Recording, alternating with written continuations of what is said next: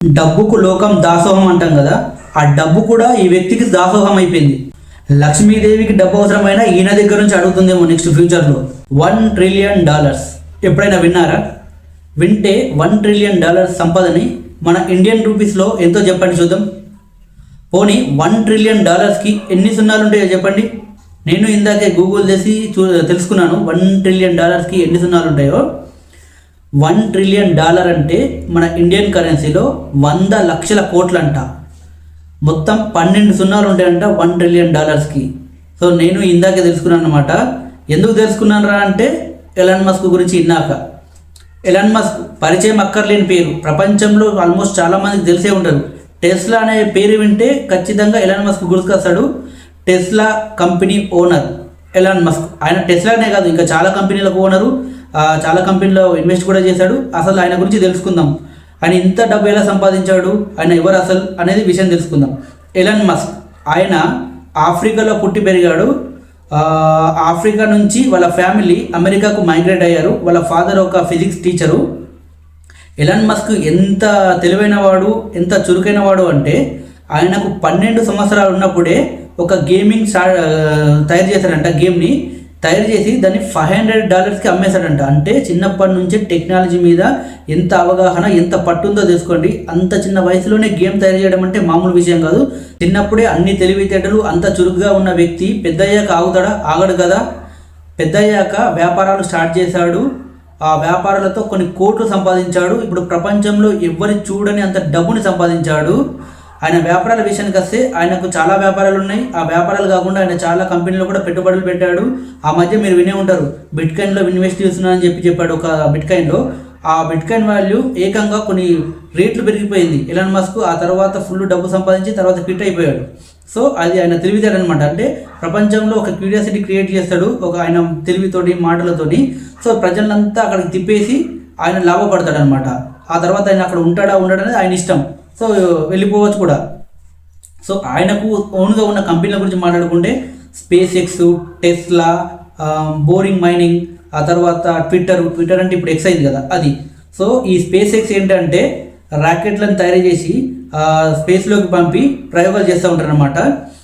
మామూలుగా మనకు ఇస్రో, నాసా ఇలా ఉన్నాయి కదా, అలా అవి అన్నీ లైక్ ఆ దేశాలకు చెందిన గవర్నమెంట్కి చెందినవి. ఈ స్పేస్ ఎక్స్ అనేది ప్రైవేట్ సంస్థ అనమాట. చాలా శాటిలైట్ని స్పేస్లోకి తీసుకెళ్తూ ఉంటుంది. చాలా కంపెనీలు వాటిని యూజ్ చేసుకుంటూ ఉంటారు. సో దాని ద్వారా చాలా కొన్ని కోట్లు గడిస్తూ ఉన్నాడు మన ఎలాన్ మస్క్. ఇంకా టెస్లా గురించి చెప్పేదేముంది. టెస్లా ప్రపంచంలోనే one of the most leading company అని చెప్పాలి ఆటోమొబైల్స్ ఇండస్ట్రీలో. మన ఇండియాలో కూడా రీసెంట్గా లాంచ్ అయింది టెస్లా. 2 మోడల్స్ని కూడా రిలీజ్ చేశారు. వాటి కార్ల రేటు చూస్తే 60 నుంచి 70-80 లక్షల వరకు కూడా ఉన్నాయి ఆ 2 మోడల్స్ కారు. ఈ టెస్లా యొక్క ప్రత్యేకత ఏంటంటే అవి ఆటోమోషన్ వెహికల్స్, ఆటో పైలట్ అనమాట. అంటే డ్రైవర్ లేకపోయినా కార్ నడుస్తుంది మనము ఇన్స్ట్రక్షన్ ఇచ్చి వదిలేస్తే. సో అలాంటి కార్లు కొన్ని ఉన్నాయి, కానీ టెస్లా అనేది చాలా పెద్దగా క్లిక్ అయింది. ఈ కంపెనీలతో పాటు ఆయనకు బోరింగ్ మైనింగ్ కంపెనీ ఒకటి ఉంది.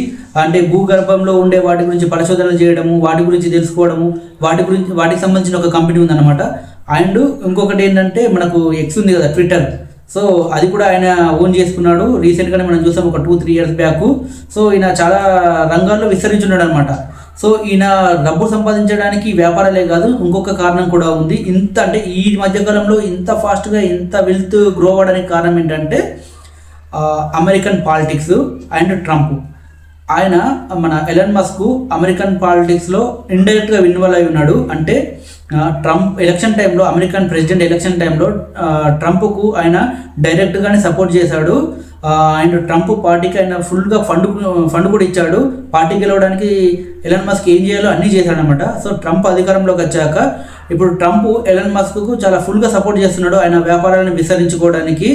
సో అందుకే అంటే ట్రంప్ వల్లనే ఇండియాకు టెస్లా వచ్చిందని చెప్పాలి. లేకపోతే టెస్లా ఇండియాకు ఖచ్చితంగా వచ్చేది కాదు.